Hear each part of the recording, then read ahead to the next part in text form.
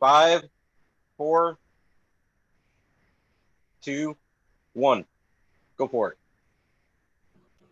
Welcome one and welcome all to Alex Coquito and Brandon McCullen, aka BMAC, aka the T Spiller, aka the insatiable, the unstoppable man himself. BMAC.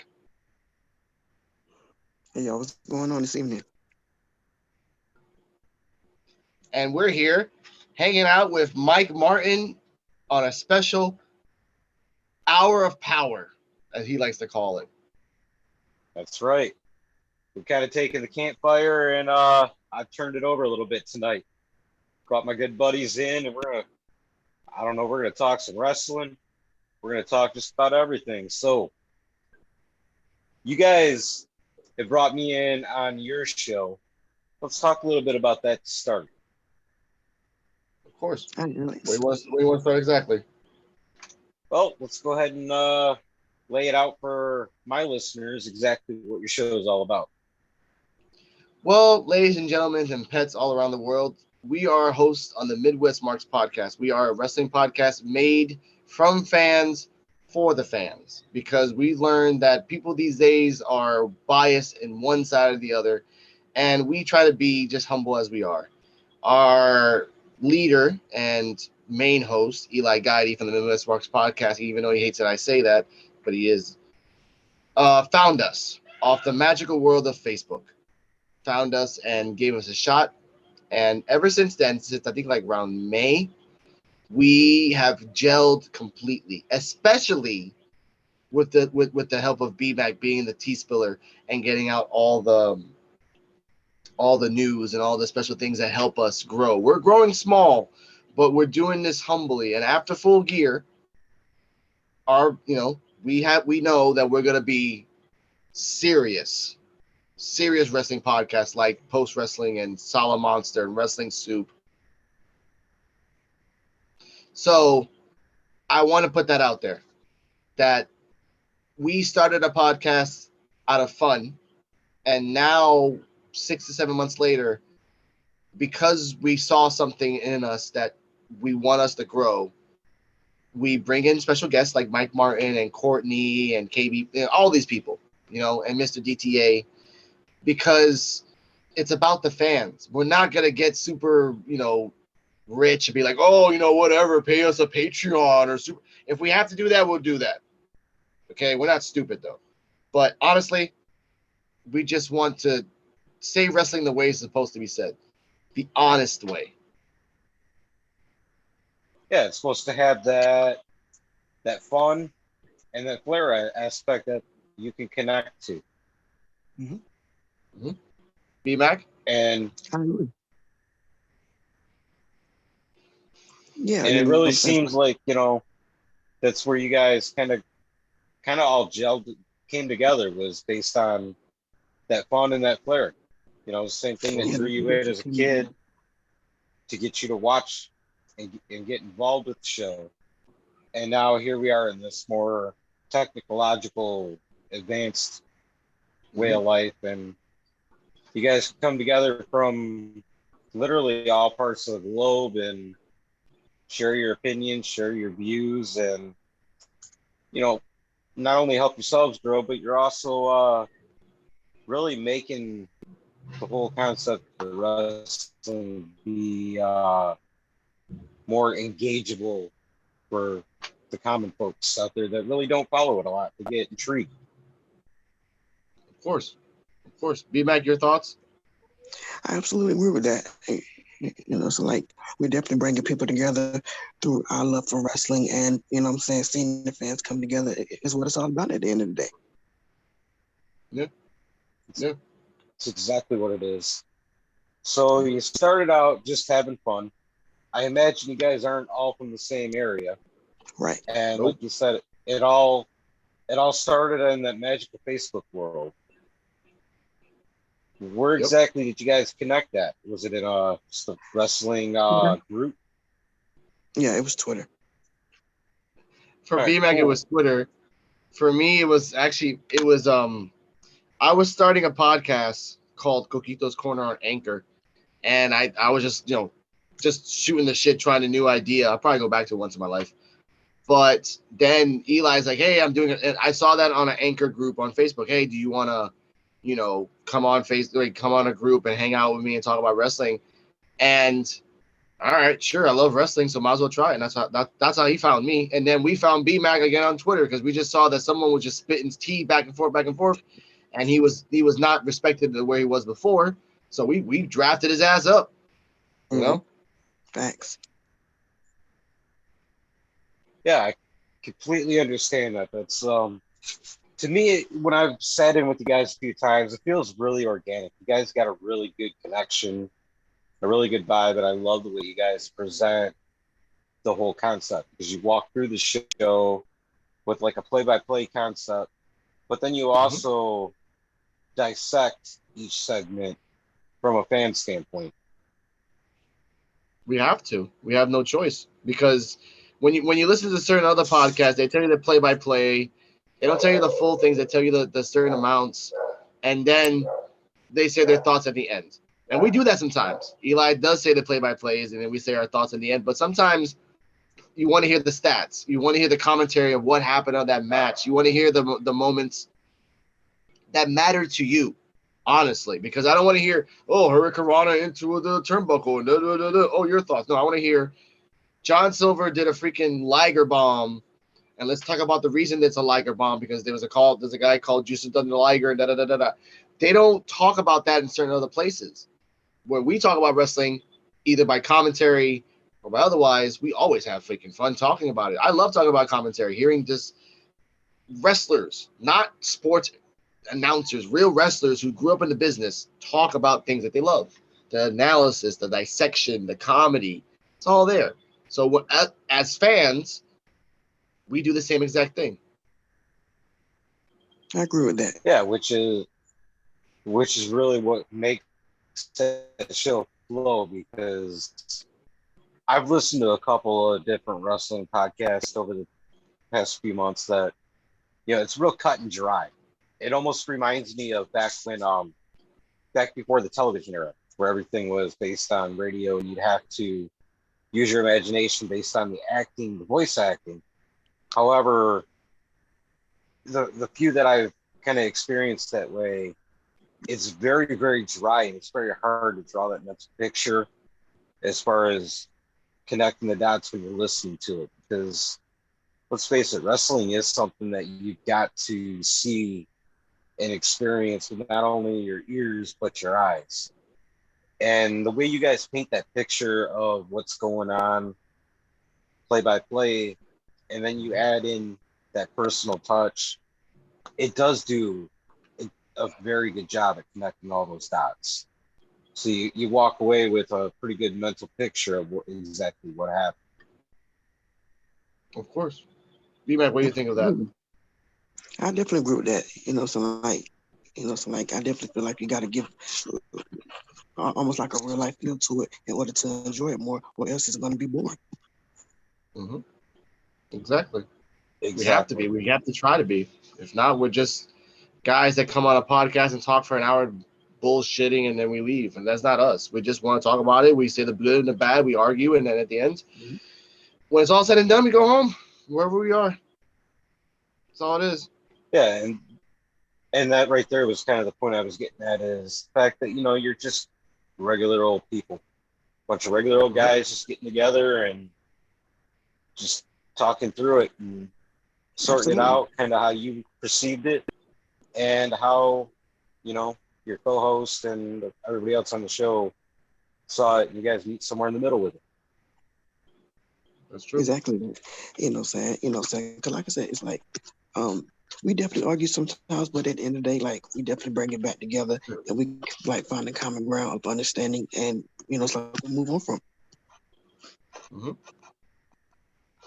Absolutely. All right. So B-Mac, you got to tell me how you got into wrestling as a kid.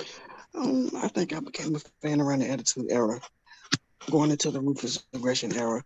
Like those two eras mixed, that's when I started watching wrestling. Like I grew up watching like Stone Cold and Rock and them. So yeah, like I was hooked after that. So then leads me to the next obvious dumb question. Was it the actual wrestling, or was it the story and the acting that sucked you in? I mean, it's like a bit of both, like storytelling and the wrestling combined, and then so like the action in between. Yeah, as far as like the little stupid skits that they would have and things like that. Mm-hmm. Yeah, and that's kind of where I was coming with that, because at that point, a lot of it was more the shock value, the shock factor than anything. It was kind of like, let's put on a Jerry Springer show in between the ropes, and we'll make the actual physical aspect kind of secondary nature. Right. Which to me, like, it kind of took the fun out of it by that point, because I was like more action based, and like I wasn't here for like the clownery and stuff. So so they kind of lost me a bit. Absolutely. All right, so Alex, your turn. How did you get into wrestling as a kid? I have like I said before in this origin story, 1996, DDP versus Eddie Guerrero, but it goes deeper than that. It goes to the fact that I grew up watching telenovelas, just watching that on Channel 11 or Channel 7, just women just screaming at each other, fighting for one man at the end of it, and and then at the end they get killed by the well, either way. But watching that, I always loved it because there was always drama, and then there was an eventual fight at the end. You were waiting for the climax of the story to culminate. So when I started watching wrestling and I saw that there were stories, funny, vulgar, crazy, dramatic, but there was always a culmination to the story. And I grew up always loving stories and loving the plot of it. So when I started watching the Attitude Era, the McFoleys, the Val Venuses, the Japanese people that cut off his penis, the all those type of things. I grew up on that. And then when I was in the Navy, talking about reading books, I didn't watch wrestling that much, but I read books. But when I came back around 2013, and watching a guy like Daniel Bryan, who's like looks like a nobody, looks like a normal guy, looks like you and me, win a championship, I was like, this is a storyline that I want to keep going. Ever since then, I've just been hooked, watching just random. And it, by the way, storyline, people tend to forget. It's not about watching 3 or 4 episodes of a character in a feud. Storylines can be in PWG in 20 minutes in a match, just saying a story of how they're acting, how they're reacting, how they're submitting. That's how a storyline should be in true wrestling. That you can make a wrestling out of anything, honestly, and make it work. Absolutely. So it's that storytelling aspect that you identify with Mm-hmm. the most. Yep. And I've noticed that, Alex, with you, because and being on the show with you and listening back later on, you really take that storytelling dynamic and you really play it very well. It's a gift and a curse. I learned that from Pooh Bear. Shout out to Pooh Bear wherever you are. And when I was, it was partly because of Pooh Bear, because when I was in the military and I was in solitary a lot, I was alone majority of my life. So I always had to just sit down and think of a story just to pass the time. And then I realized my life, if you look back at it and analyze it step by step through trauma and wonderment and amazement, they're all stories by the way you look at it. Like that movie Big Fish, where everyone thought he was crazy, but at the end he's like he wasn't really crazy. He just exaggerated the story to an extent, but it was still all real. So with wrestling and in life, everything should be a story. Good, bad, great ending, worst ending should always be the way that you see it. Because as Pooh Bear once said, again, shout out to Pooh Bear, your eyes are your own universe. So you see what you want to see. It's very well said. I Mm. like the deep philosophical Mm-hmm. approach to that answer. That was well Yeah. rounded. And And Pooh Bear was a rampant crackhead too. So, you get wise words from the weirdest of places. absolutely, you do. I mean, philosophy comes thrown at you from every which angle. Mm-hmm. Absolutely. So, B-Mac, your favorite era of wrestling? I want to say the ruthless aggression era. Yeah, it was the start of the ruthless aggression era. Is when, to me, wrestling peaked for me. Um, and I want to say I tuned out around, I want to say 2003. Because like the whole Triple H and Booker T feud, yeah, like I was turned off by that. So yeah, like I was out of it by that point. But I definitely want to say New Japan and AEW definitely brought me back into wrestling. Okay. I guess for me, it would be 2013. So, Alex, your favorite? Hmm? Any specific reasons? I would say between 2015 to 2017.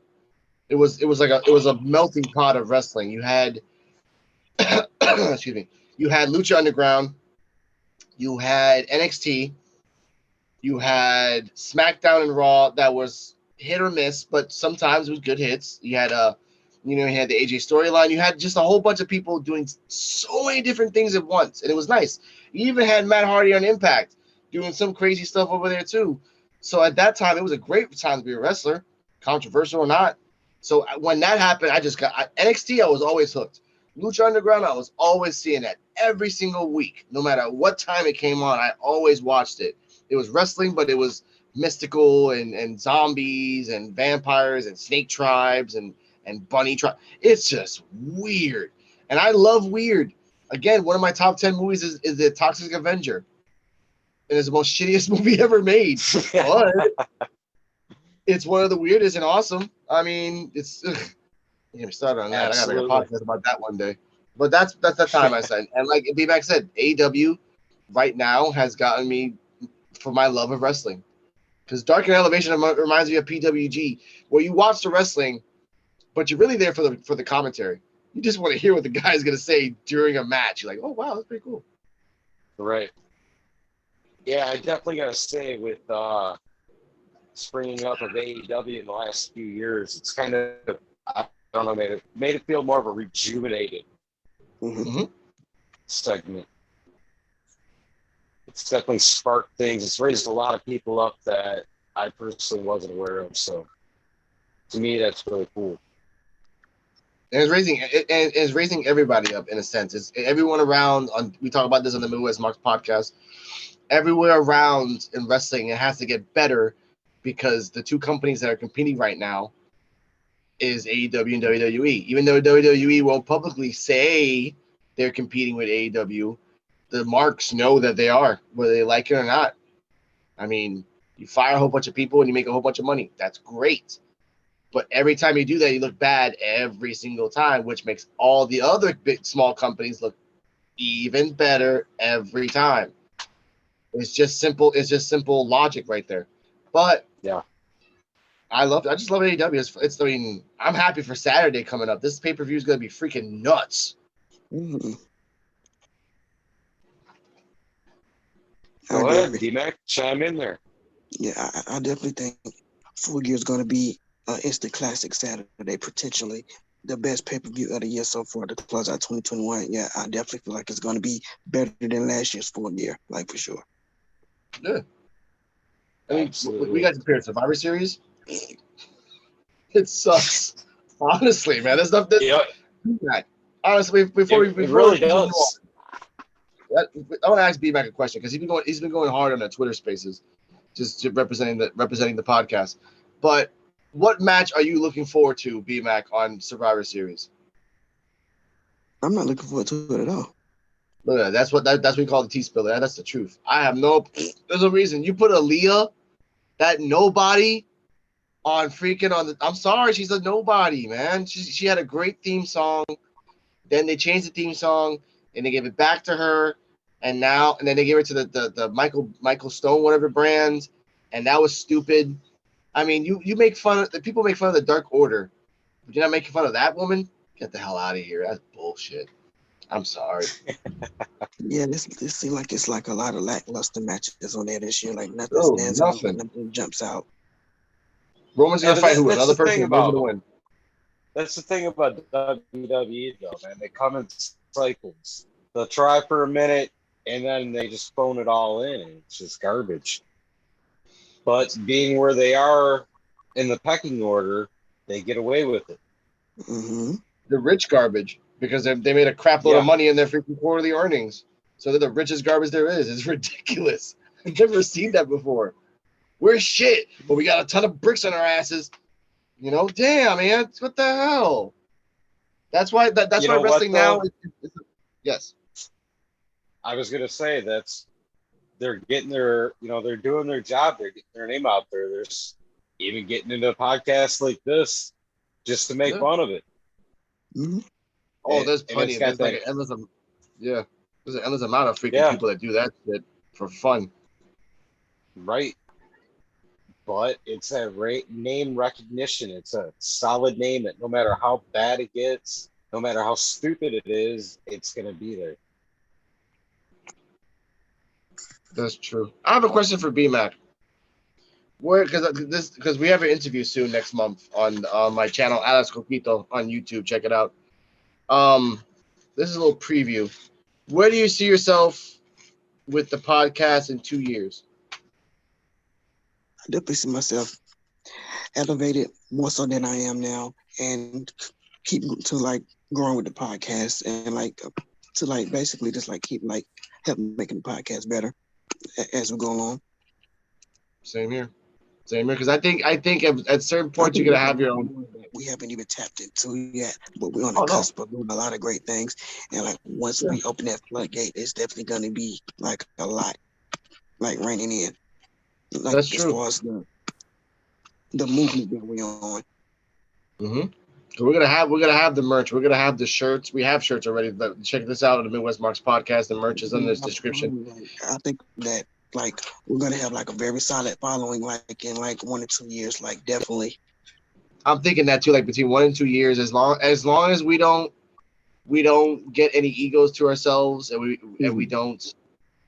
And I like that we're checking each other every single time. We're checking each other. BMAC, I told him in messaging that he's gonna be leading at the podcast sometimes because he deserves it. He deserves to shine. And he has to learn, just like I had to learn too. Just like Eli has to learn, stop saying, "This is my podcast." That's enough of that. We love you, Eli, but you learned to stop because you sounded like a dickhead, and you knew that. But now we love him so much, you know. And it's okay to say it because he knows that I'm not saying it out of hate. I'm saying it out of love. Yeah, like and that's what matters. That's what matters. Yeah, like we keep each other grounded. Like definitely keep each other like on our toes. Like we have to be. We have to be, unless we become this. Welcome to the Midwest Marks podcast. Hey, my name is B-Man. What's going on? That's just I ain't got time. Oh my god. Any questions for us? It's that personality. What's that? Any questions? I want to keep going. Let's just keep going. Oh god. It's the personalities right there, man. I mean, as long as you got that personality factor, that's like that it factor that just keeps climbing and climbing and climbing. You got each other to rely on, bounce ideas off behind the scenes. Speaking of which, break that behind the scenes process down for us. What's that like? What's that like? B-Mac, you go first. What do you mean? Like how do we prepare for the podcast behind the scenes? Oh, we definitely do like a lot of basically like we brush over what we're going to talk about, and then we come to like a consensus that like we all can agree on, and then we just like pretty much like go from there. Exactly. We all talk the same way. We all do the same thing. We always talk about the matches, how many. What we don't do, which we'll probably do later on in life, but what we do in our Dark Knight Elevation, we watch all the matches. And after we watch all the matches, during like about 2 minutes before, 5 minutes before, or even during the podcast, we're like, okay, we're not gonna talk about this. We're not gonna talk about this. We're not gonna talk about this. We're gonna improve on that later because honestly, I love watching Dark Elevation, but I hate writing all of them down. It just drives me Yeah, some crazy. matches don't be worth talking about, you know. So like some Yes. matches is worth the quality, like they don't be worth going over. And there's no, Yeah. you know, so like no shade to the talent, but it's just No, like it's not. the match length. It just don't be worth it sometimes. So like we skip Exactly. over some. Yeah, Yeah, I'm sorry. We're trying to do a podcast under an hour, and if there's 18 to 20 matches, it's kind of hard to talk about it in an hour, for real. That's So true. so we sometimes pick out people the who are best ones listening, that we you're gonna each get cut. like, and then we go over it. Yeah, but AEW is doing a smart thing. They're doing their matches in a certain way. AEW Elevation is doing like 6 or 7 matches, and then Dark, because we tend to forget they did record 50 matches like a month ago. So they're just dumping all these matches at us right now, which is Yeah, okay. because there was a while where they was doing 18 matches on one show, and I'm like, Yeah. so, So I'm hoping tomorrow's not 12 again. it's I'm a really lot. hoping it's not. But that's what we do behind the scenes. We talk about this. And when it's on Rampage, if there's news pop up, we talk about it, see if it's important or not. Because there's news behind the scenes that we have not talked about because we had to say, you know what, is on the cutting room floor. Bye. We have to, honestly, because there's Right. some we're not gonna say, and that's Right. okay. Yeah, there's a lot in the world that happens no matter what it is. And, Mhm. there's only so much time and space to fill. So you got to pick and choose. Exactly. I think in the future, what will happen for us, because sometimes I do the podcast on the Midwest Marks on my channel, and I hope in the future BMAC will have his own channel on YouTube, so we can just like go from one to one to one. BMAC has his tea spilling channel, I have my stats channel, and Eli has the Midwest Marks channel as a whole. But it's Mm, all connected to the Midwest Marks, no matter what. right.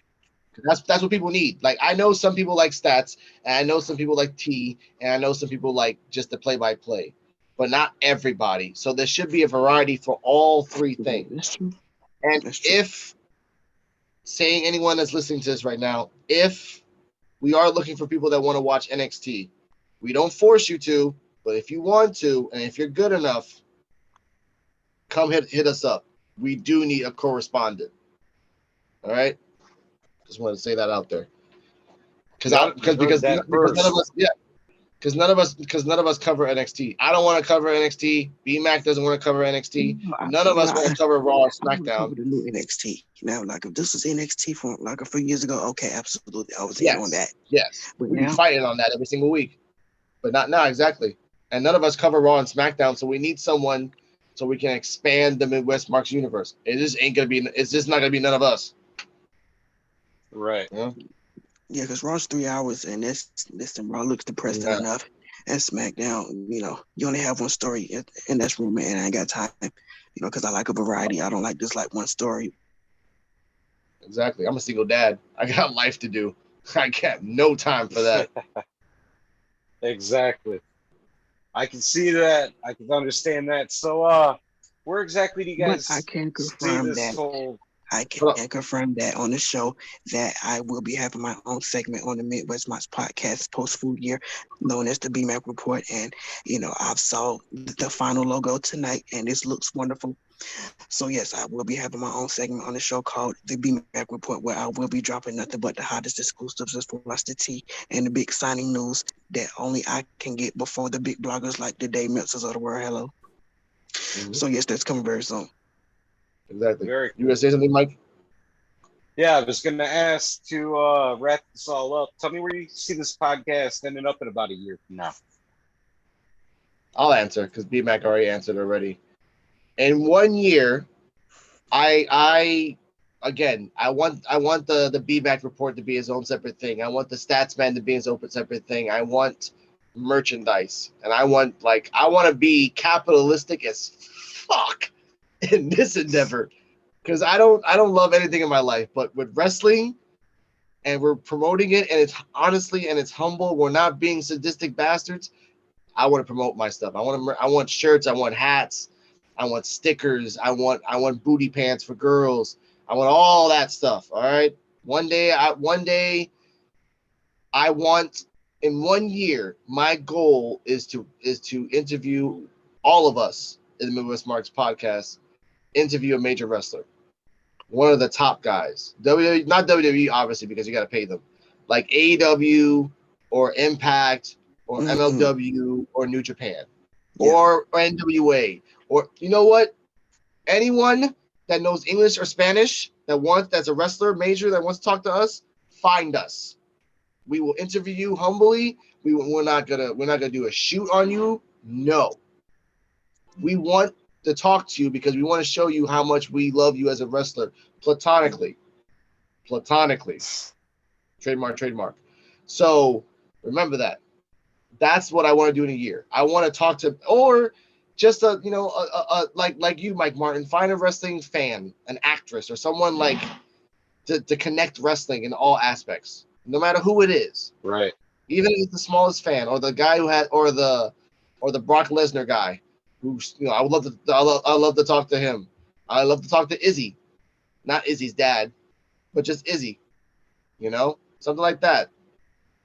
That's what I think. That's what I wanted to hear, honestly. And then you know what?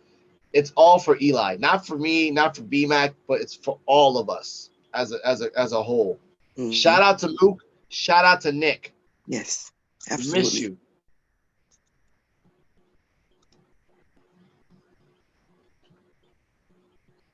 That's all I gotta say. Key. That's it. All right, guys. I appreciate it. Of course. Thank you for having us on. I'm sorry that Eli wasn't here, but hopefully you can talk to him one-on-one. If he has the time, he's just busy with work. Yeah. And the podcast. We'll make it happen. He does send regards. Absolutely. Life happens. But before we go, sorry. Oh, yeah. BMAC, plug your socials. Yes. You can follow me on Twitter at Molana_mob with 4 B's. And on the Midwest Mob podcast, it is I, the T-Spiller, dropping nothing but the hottest exclusives for y'all every week. So keep tuning into the podcast because you never know when I'm going to be dropping one. Okay. And you can find me on the Midwest Marks podcast on YouTube, Anchor, Spotify, Google Play, Podbean. Check out Podbean. It's pretty cool. And whatever you get your podcast. And if you don't want to check out wrestling, but you want to check out what this handsome face, check me out on Alex Coquito on YouTube. Alex Coquito 787 on Facebook. Coquito.Alex on Instagram. Coquito_Alex Twitter or Snapchat. I hate Snapchat, so if you want to hang out, I don't care. But if you love wrestling, we love you too platonically. And like I say it, enjoy my journey as I enjoy yours. Kiki. Any last words, BMAC? Listen, all I like to say is just listen, keep tuning into the podcast because we're only going up from here. All right, guys, we're going to call it at that. Appreciate all right, thank you. Your time. You're welcome. Thank you, sir. Have a good night. All right, you too.